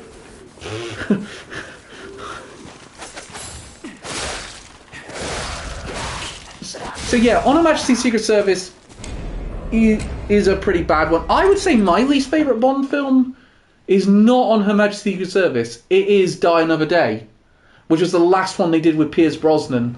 Oh, right. I was thinking that, for a second I was thinking that was the last one they did with Daniel Craig. No, that was, the last one they did with Daniel Craig is No Time to Die. Yeah, so because I thought Die's in the name, I thought, oh. A lot of Bond films with Die in the name. Yeah. Very cheerful series. Yeah, because Tomorrow Never Dies, Die Another Day, No Time to Die. Well, there is one called You Only Live Twice. That is factually inaccurate. I can prove you don't live twice. I could fucking kill you right now and you won't be coming back. No, mine. Yeah, because I will tell you right now, when that game comes out next year, well, he does sacrifice. It does have a license to kill, so Die does make sense. Yeah, no, Die Another Day is an appalling Bond movie. It's basically the villain is a sort of North Korea it's sort of a Kim Jong Un stand-in who does a face-off procedure to become a white guy from Wimbledon. What? I promise this happens. I'm sorry. Are you sure you didn't accidentally put on Team America? No, seriously, he's not literally Kim Jong Un, but it's heavily implied it's like North Korea. Jesus. Ah, yes, this fictional country, North Korea. It's sort of they tried to do a spin-off. The only thing that came out of it was Halle Berry as Jinx was quite well received, and they were hoping they'd do a spin-off movie series with her, but it never happened. Thank God too. I think those films wouldn't have worked. I really also Halle Berry always had to suffer enough being in Catwoman. Oh God, yeah. I think that's the only thing I really. No, she wasn't an X-Men, actually, wasn't she? Yeah, she was in. She was Storm, I think. She's a Storm in 4 of the X-Men movies. Yeah, I was about to say I think Catwoman's like the only thing I really know her from. Do you know what? And that's literally just because of Nostalgia Critic. Yeah. Do you know what the weird things about that thing is? I actually found out from Lindsay Ellis's video that she read Halle Berry's biography, and they actually, after a stunt went really bad on X-Men 2, they had to do an intervention. They tried to do an intervention. She was also... Oh, she was in John Wick. Oh, yeah, she was. She's in John Wick, yeah. In all fairness, the only John Wick film I've seen is 4. You're missing out, man. Those are really good movies. But they actually had to do Bryan Singer was really bad on drugs at the time, and they had to do an intervention with him in costume. Oh, all the cast. So that must consider it did not go well because obviously Bryan Singer. Yeah, I've heard I'm missing that. I've heard this. Look, here's the kind of weird thing with me when it comes to movies. I really like movies, but I don't rarely ever feel the need to watch them. I like going to the cinema to watch them, but in my spare time, like when I'm just chilling at home, I don't really feel like watching a movie. Because I mostly like having something that's just an easy watch and put on in the background rather than having something I can I have to give my full attention to. I'll tell you. I think doing this as Anime Amigos as a job might have affected my ability to watch stuff, if I'm honest. No, I'll tell you something interesting, Elliot. That's not me complaining, by the way. That's been the case for years. I'm used to it. No, I'll tell you one thing I found interesting, Elliot. Yeah. Like, if you go as many films as I do in a year, you realise most films that come out are fucking mediocre. Most of my... I mean, yeah, hence why I only really watch the high... At the minute, I only watch high-profile ones. Like Sinners, for example, was one of my big ones this year, which I'm guessing you still haven't watched yet. Damn it. Fucking watch it, mate. Do you know what? Sod it. It is brilliant. Do you know what? I'm telling you right now, I have got a list of things I'm watching before the end of the year. That is on the list. Yeah, that's top of the list. But please do. one thing I do not recommend films like out of the blue like that unless I think it is genuinely like something really fantastic. film I would. You out of the blue. Oh, Reese, fucking do it, please. Like it's one of the best vampire films I've seen in years. Yeah, I will admit, I am going into it knowing it's a vampire movie, but... I don't... Oh, fucking hell. I don't think it was ever a secret that it was a vampire movie. The trailers kind of dart around it, but it's also very heavily implied, yeah, they're vampires. But Make sure you watch F1. That's on the next on the list. Yeah, I've heard F1's a really good one. I'll tell you right now, another one I've... but I tell you what I have watched on Netflix. I watched the first 3 episodes of The Flowers Bloom with Dignity. Yeah, same. I've seen that one. I was annoyed I can't do more for it. All I can say, fuck you for holding that back, Netflix. That show is amazing. Yeah, it's annoying because That show is really damn good. I don't know if I say it's my favorite of the season, but god damn, I hate that they held it back. Yeah, because put it this way, I'm holding it as a wildcard option at the minute because it feels like I can't really pick it for this season because I've only watched 3 episodes. Yeah. Well, by the time we go to record, 4. Yeah, I'm a bit hesitant to pick it as a wildcard because right now there are 2 shows I really want to pick as wildcards. Yeah, and I'm not saying which ones they are. And you don't have 2 wildcards this year. No, I do. Oh, yes, you do. You won. Yeah, I won. I have 2 shows I really want as wildcards. It's me and Reese who don't have 2 wildcards this year. Well, yeah, because Ren was late. Because Ren was lazy and didn't do questions for a show he hasn't watched yet, or a show he didn't like, rather. The worst. But the good news is, Elliot, because you won, you're doing the questions next year. How's that good news? That means I have to write the questions. Do you have any idea how stressful it was last year? At least it'll be fair. Reese's questions were for Tekken 8. A game which at that point, and series which at that point I had not known, and Digimon Tamers, whose questions I had to steal either from the wiki or from other quizzes. And by the way, there was only one Digimon Tamers quiz because who the fuck is doing quizzes on Digimon Tamers? It's a shame because it is possibly a contender for the best series of the show. Yeah, but most people probably only watch the original. Let's be honest. I really will say it's like saying the Darkrai movie is one of the best Pokemon, but let's be honest, most of the people have only really watched Pokemon the first movie. I've watched most of them. I'm not a huge fan. Really, after we get past 3, I'm very indifferent to them. I like the Lucario and the Darkrai one. The Darkrai one I actually think is particularly good.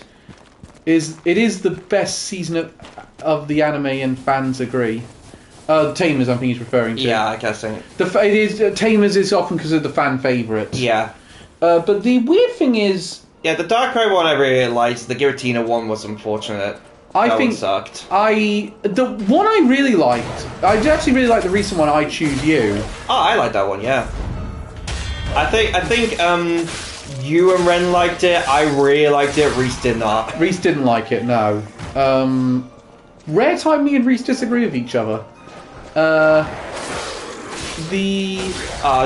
promise you, there are plenty of times where you and Reese have disagreed on something. Like World's End, for example. Oh yeah, that's another example. But you liked that one as well. I think my opinions of it have gone down since I saw it. If I'm honest, I do still think as a whole, it is really good. But looking back, I don't know if I would still pick it as my favorite of the year. Yeah, I know you. Rise of Darkrai is actually my favorite Pokemon. Oh hey, Rise of Darkrai is a great one. Yeah, I think that was my second favorite. Favorite being Pokemon 2000. I always go back and forth over which one of my favourite is between 2000 and Entei. Yeah. Entei and Legend of Unknown, is that it? Yeah, well, it's just called Legend of the Unknown. Ah, I thought Entei was in the title. No, he's not in the title, weirdly. But he's like the main one. I also, can I just say, I find it funny when the Pokemon movie, World that I did not like, it felt so lazy and... For the other two Cornetto films. Buddy. I like to know. I don't know if this is an unpopular opinion. I do actually like The World's End. I will admit it's the worst of the Cornetto trilogy, but I do think it's fun. I like it, yeah. No, Plus, we got blood on our hands. It's more like ink, actually. We've got ink on our hands. I don't think there's a thing. Like, I don't think there's a bad. There is a bad Cornetto trilogy film. I go even further. I don't think there's a bad film directed by Edgar Wright. I was about to say that, but I thought actually I don't know. I haven't seen every Edgar Wright film I've seen in real life, but I haven't seen all of them. Scott Pilgrim vs. the World. That one's great. That one's fucking fantastic. It's not shitting hell. Fucking Donkey Kong over here kicking my ass. I mean, it's not as good as the comic, but it is a good film. Did you see the horror film he did recently, Soho? No. Really good. Yeah, that one's good. In all fairness, when it comes to Edgar Wright, I've only seen the stuff with Simon Pegg in. Like I've seen. Oh fuck. You know, he was meant to. So I've seen the Cornetto trilogy and Spaced, pretty much. Spaced is one of his most underappreciated things. Spaced is really funny. Yeah, I know. He did. He also he was meant to direct Ant-Man, but he darted from the project. Oh, right. But he does have a writing credit on Tintin as well. He has a writing credit on that. Ah. Yeah, the three writers on Tintin were Stephen Moffat, Edgar Wright, and Joe Cornish. Which, I mean, that's a hell of an all-star writing team. Actually, another movie question then. Who do you think is like the most influential writer in movies? Writer? Like probably like for modern day. Like who do you think? Writer, director, whatever. Like mostly writing, I think. I would say probably Denis Villeneuve. I say Joss Whedon. Because let's be honest, his sort of a wise quip style of writing did very much become a big influence in the MCU. MCU and pop culture today. I would say that. And let's be honest, as you know, as much as a knob as he was, he was the best at it. He also made Baby Driver. Yeah, Baby Driver. I know what. I've never seen Baby Driver, but I know it's a really good one. My God, you will love Baby Driver. Yeah, I don't watch that many movies in my spare time. It's basically Edgar Wright made it so that all the scenes are it's all synced up to the music.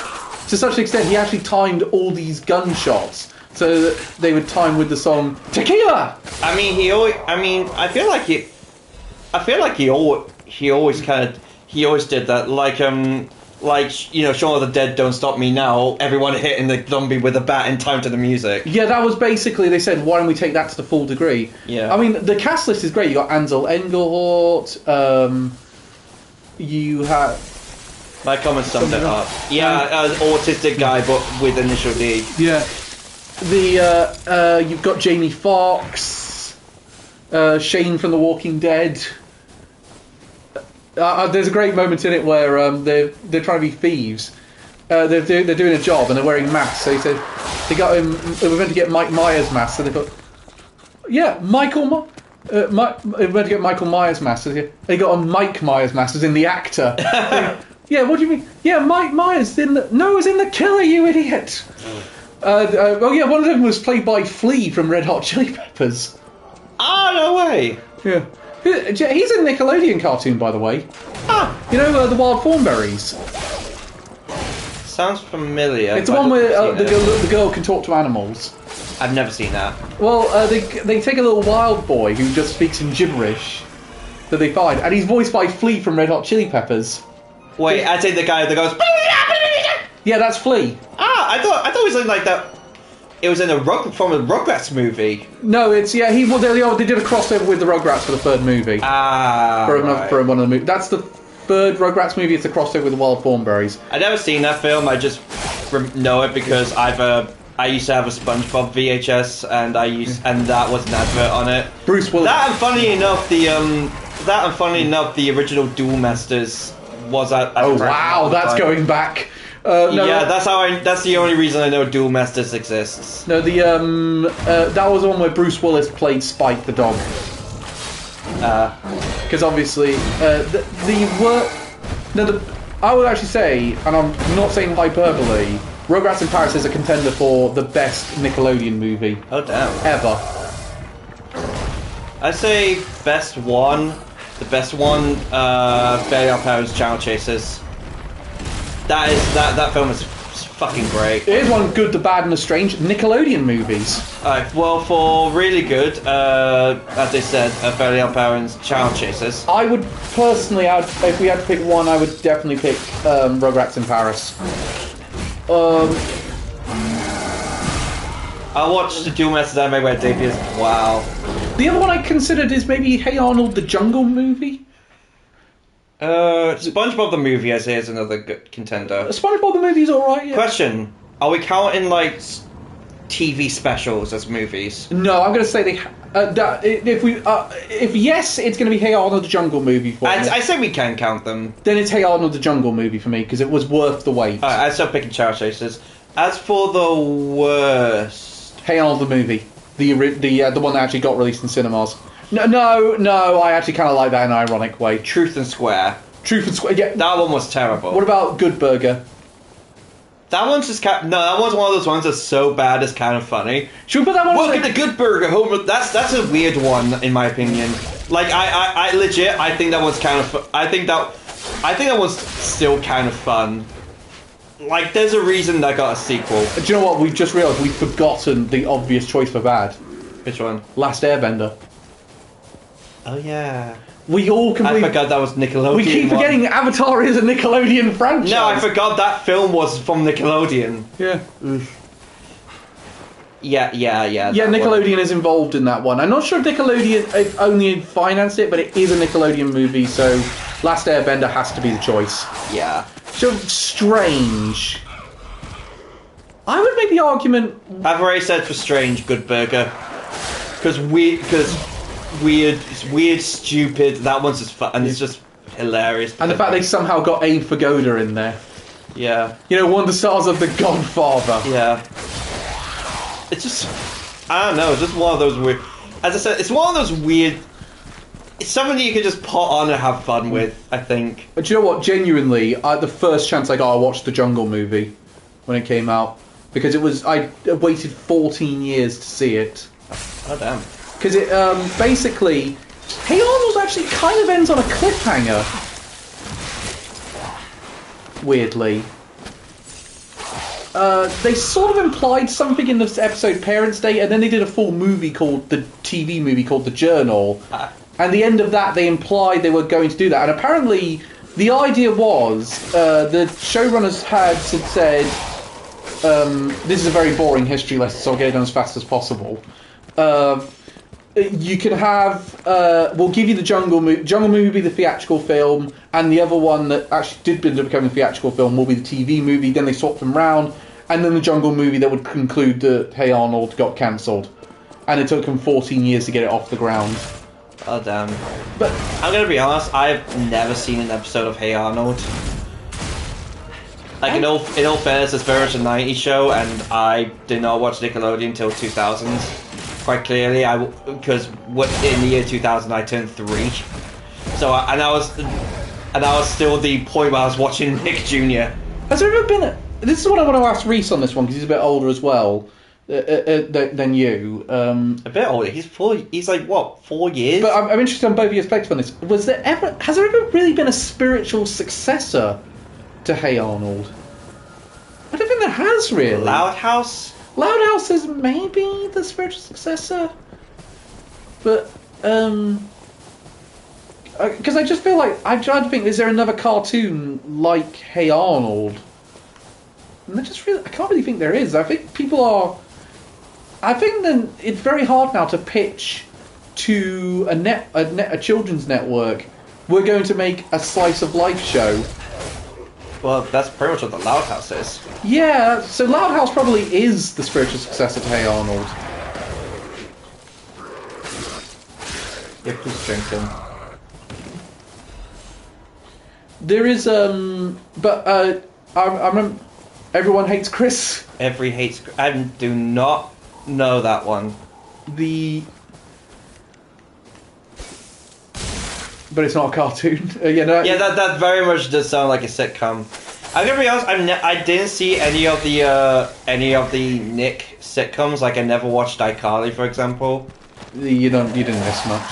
But though that being said, which is kind of funny because I really like the iCarly YouTube poops.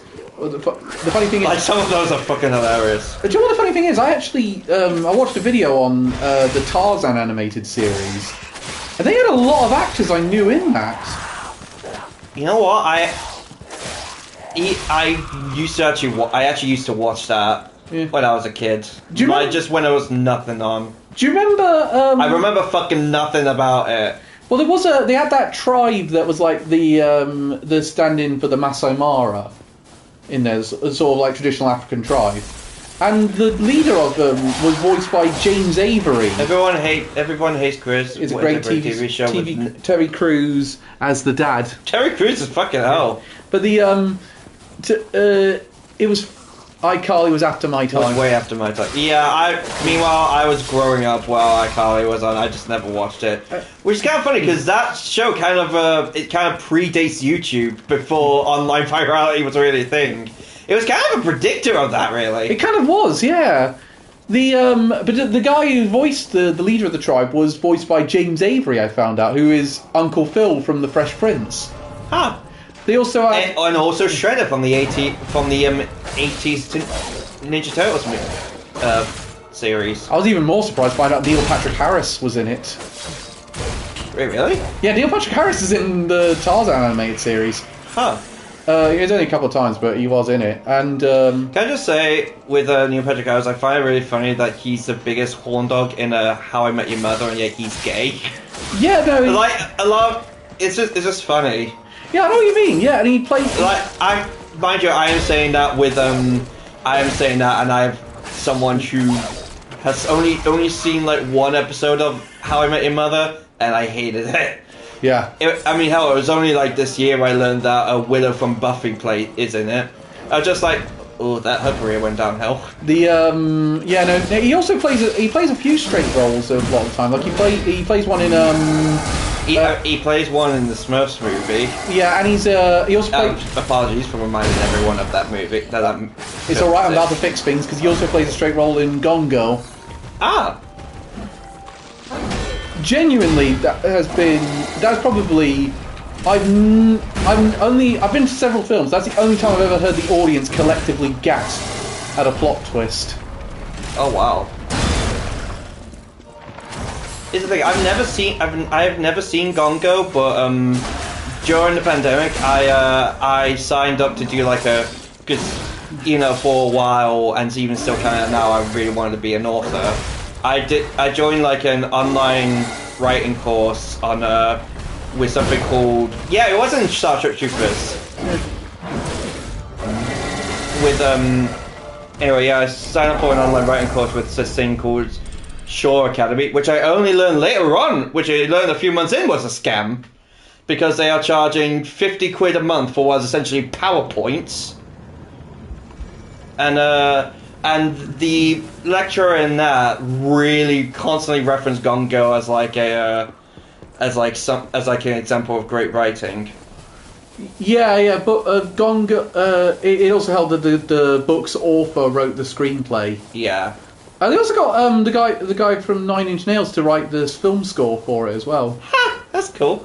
It's honestly a really good movie. Rosamund Pike's best performance to date. Probably Ben Affleck's best performance as well. Oh wow, okay. Because he basically said he was perfectly cast in the film because he's essentially playing him. He's kind of playing people's interpretation of him. All right. The fact of no matter how well he does, he's kind of hated. So that's also one of the weird things is they also have one of the main characters played by one of the women from the Blurred Lines music video. Wait, really? Yeah.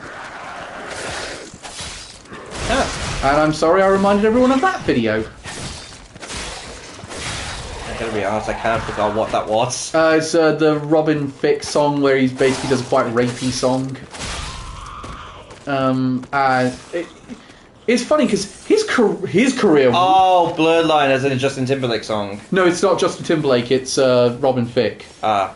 Nine Inch Nails also doing the OST for the new Tron movie. God, that film looks like it's all right, but the fact Jared Leto's in it is just throwing me off. Seeing it. I mean, in fairness, Jared Leto has been in some good films. Yeah, he's in Blade Runner. He's in American Psycho. He was also in it was kind of a shock when I learned that he was fucking Alan, whatever his name was, in American Psycho. I was like, fuck off, no way. He's also got an Oscar for Dallas Buyers Club. Oh, cool. By the way, really, really dreading the American Psycho remake. Yeah, me too. You cannot do that film without Christian Bale. There's just no way. Do you know what? Jared Leto was not the first choice to be that role in Blade Runner 2049. Oh, really? It was originally going to be David Bowie, but he was too ill to do it. Wait, 2049? Yeah, Blade Runner 2049. The role Jared Leto does. Wouldn't Bowie have been dead by that point? Yeah, but they were filming it before his death. He was apparently asked to do it, but he was too ill. I mean, one of the things that sort of really helped to cement David Bowie as a legendary singer was the fact that a couple days before he died, he fucking released an entire album. Like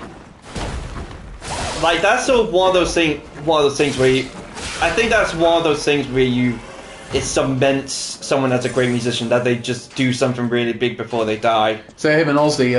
Oh yeah, like Ozzy's like the prime example. You see, when they do the biopics about those guys, that's going to happen. I mean, Paramount's advertised are doing a documentary about Ozzy during his final years.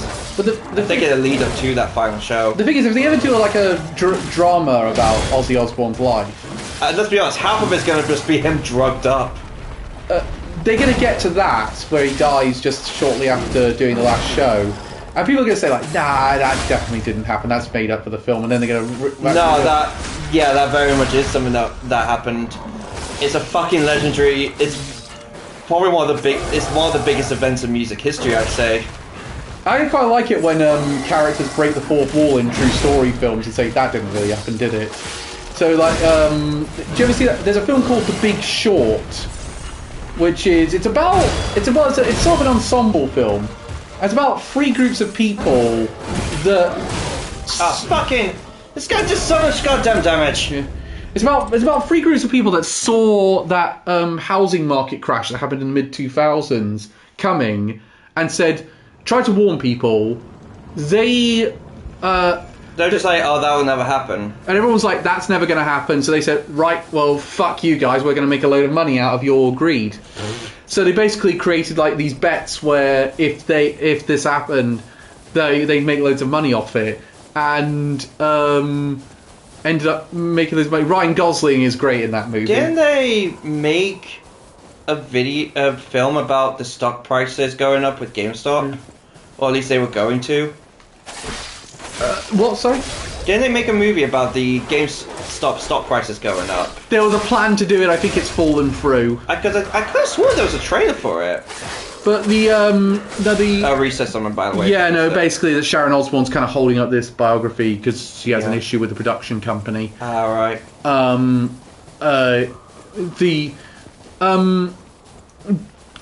funny thing about The Big Short as well is there's a moment where they're doing a scene, and the character actually turns to the camera and says, this isn't how it happened. We actually happened like this, but this is better for dramatic effect. Now, something I would find really funny is if in one of those biopics they said the actor went, wait a minute, that didn't actually happen, did it? Come on, and then looks up the guy's Wikipedia page and just goes, oh fuck, it did. Ha!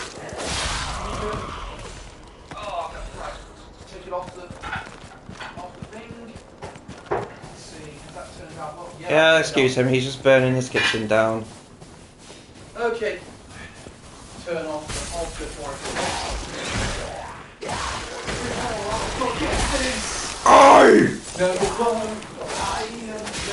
I was a creature before I could stand. I'll finish it off when we're done with the stream. Yeah. Oh, by the way, Reese, I don't know if Cal told you, we got the System of a Down tickets. Fucking expensive. Holy shit. I think it makes up for the fact that that we're not going on Full Metal Cruise. Yeah. But I mean, I also find it funny because if I remember, you say you weren't a big System of a Down guy, yet you spent that much on fucking tickets for it. I screwed up your holiday, so I owe you. I mean, we're making it up by us seeing Battle Beast and Saxon this year.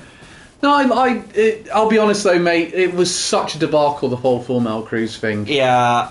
Honestly, I said before, honestly not going is a little bit pressure, is a little bit relieving, just because it means because I have a lot of work and it means I'm not having to take time away from that. Honestly, we were all saying the same thing because we were by the end of it when we made the call, we were just saying. We looked at the lineup and we looked at all the effort we had to go through to get it done, and we just said, "This isn't worth it." Yeah. Honestly, because all the hotels in the area are based. That's great. I was wondering since I wasn't added to the group chat. It was. Yeah, I think you would have been. I'm not sure. I was basically I was doing storm repair instead. The funny thing is, my least. It's because I thought you were going to get it this time again because you were well ahead in the queue. Yeah, but... I mean I was, but then I saw the price. I was just like, I just spent £100 on Saxon tickets. I can't fucking afford this. Especially considering it was like £1,000 for all three of us. I just sort of love the way I revealed it to Andy as well. I said, okay, I got some good news and bad news. Bad news, I couldn't afford the tickets. Good news, Calvin could. And his reaction was, fucking hell, VIP. I was just like, that's the only ones. I don't fucking deserve it either. Hey, it's your birthday present, man. Yeah, Jesus Christ, it seems fucking. That's part of the reason I really want to see System of a Down, just because it's happening on my 29. The one of my second time I've gone to a show at that venue. Oh really? First time was Guns N' Roses. Okay, here's one for you. I think I saw another band was playing there. I can't remember. Oh no, I think it was Post Malone was playing at that same stadium.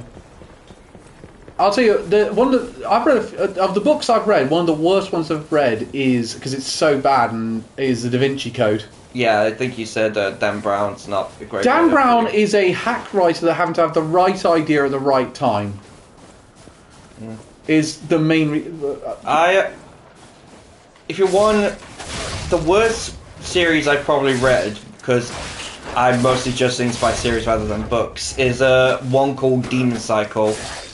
Because it's grimmed up. It tries to be grimmed up, but it tries too hard. I'm hearing a rumor, Elliot, that you might like that the next Magic the Gathering crossover is going to be Brandon Sanderson's work. I fucking hope so. Oh my god! If we get a Cosmere, set, I'm fucking over the moon. That's like probably my most wanted one, because Sanderson did write a. He did write a Magic the Gathering book a while ago, Children of the Nameless, I'm pretty sure it was. Yeah, he's good friends with the creator of Magic the Gathering. The thing is, it's kind of a funny story about that, because Brandon is like a massive Magic the Gathering player, because he says like that, like he has his own cube and everything, and when he was offered to write for Wizards of the Coast, he said, okay, his deal was essentially, he'll do it for free if he can write his own story. And so, but Wizards said, well, by law, we have to pay you to do this. So he was paid $1 to write a story, pretty much. I like... That's how much he loved it. He wanted to write his own story. He wanted to write his own story that much, he was willing to do it for free. I feel like, given that Brandon has contributed that much to the Magic the Gathering... Yeah, I think he had said he did have meetings with Wizards to have his own Universes Beyond set. But it was just sort of I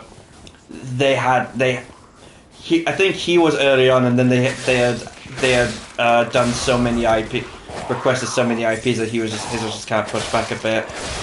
Well, if I'm right, then, and like rumours I've heard are correct, they've obviously the pushback has stopped happening because apparently I don't know if it's going to be the whole thing or if it's just going to be Wheel of Time, but I have heard.